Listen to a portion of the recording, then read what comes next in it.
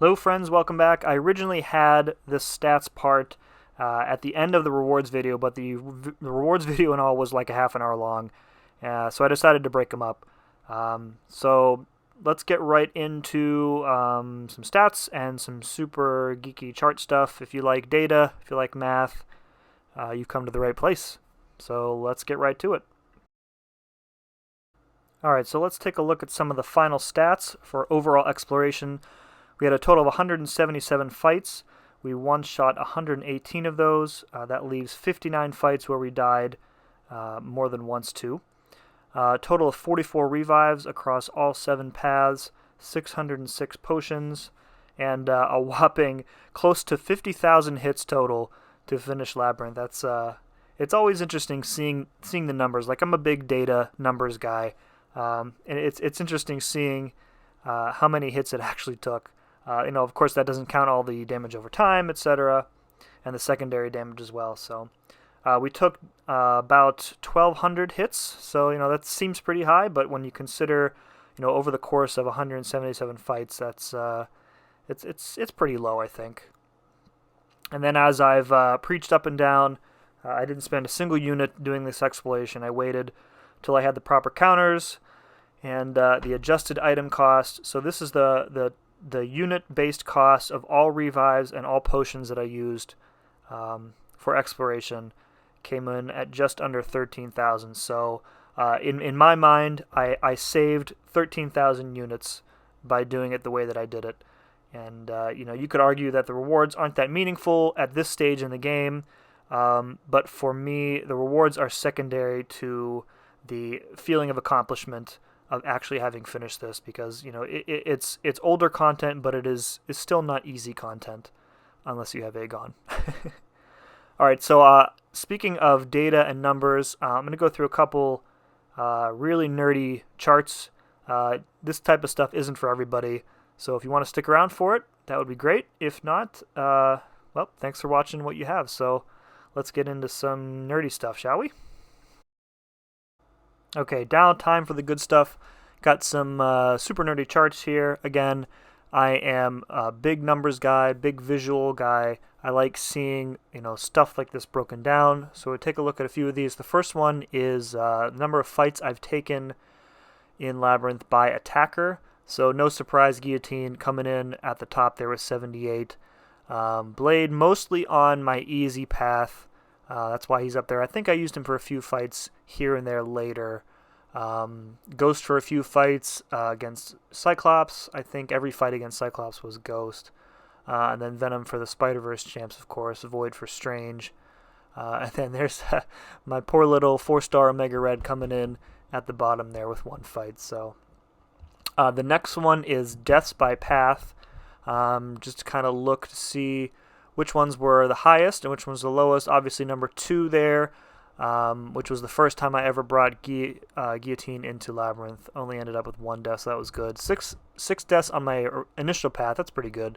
And then a total of 59. So you might be wondering, why doesn't deaths match the number of revives used? There are times when I did not revive my champs, or there are times when I used, I think I might have used a team revive, I can't remember. So that's why that doesn't match.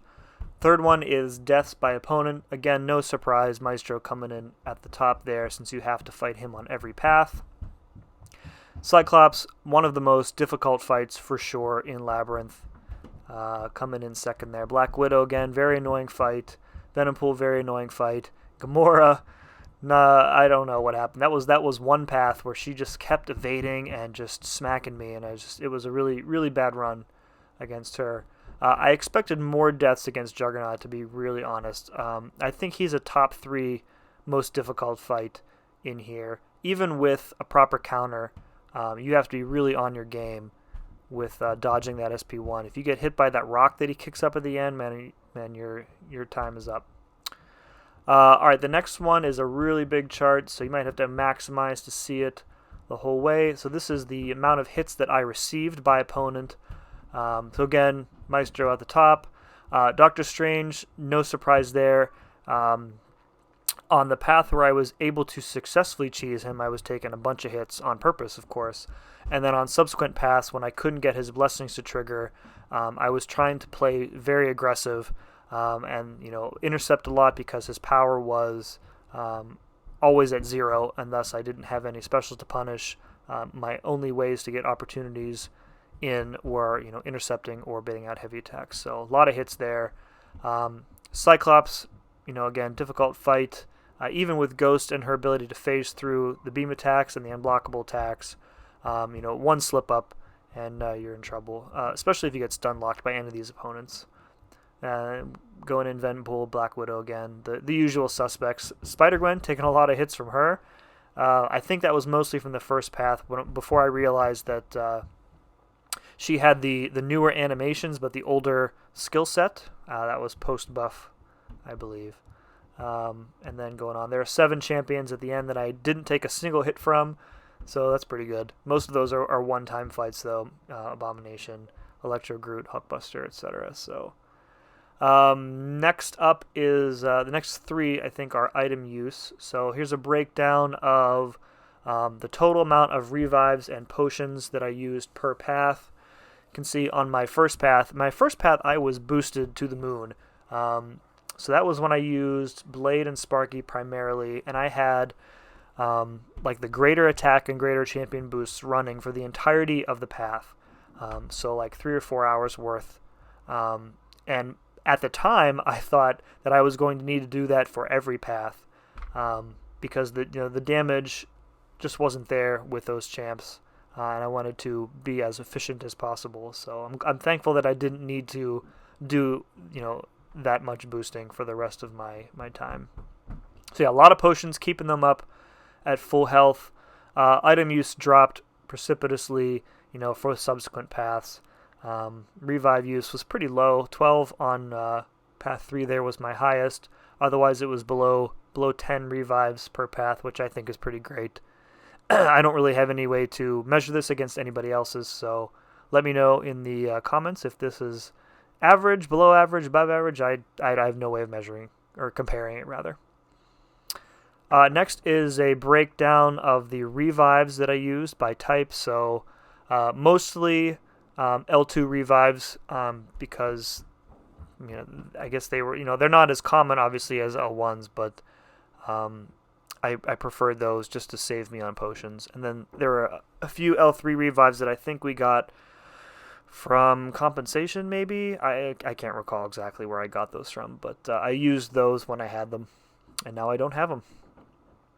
And then last but not least is a same view of the potion use by type, and no surprise there, the L3 potions dominate this pie chart because that's what you farm from Realm of Legends, and 70 team potions there. So almost 400 total potions, all farmed free from Winter Soldier and the rest of the gang there in ROL.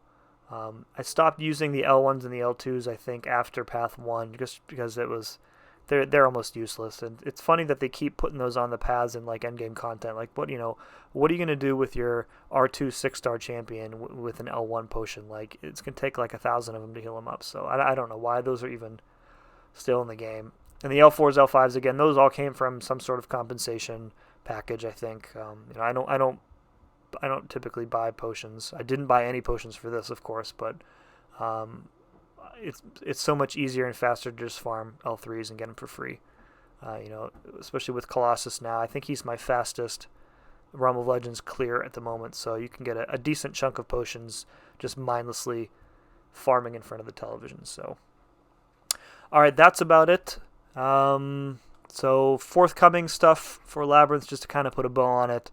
I'm going to work on some guides, I think. Try and help some other people who are just getting into this content. I feel like I am I feel like some sort of Labyrinth expert now. I don't know how true that is, but thanks for sticking through the nerdy stuff. Appreciate it. Go ahead and hit that like button, that sub button, if you want to see some more nerdy math stuff from me in the future. And thank you for watching, and we'll see you again next time.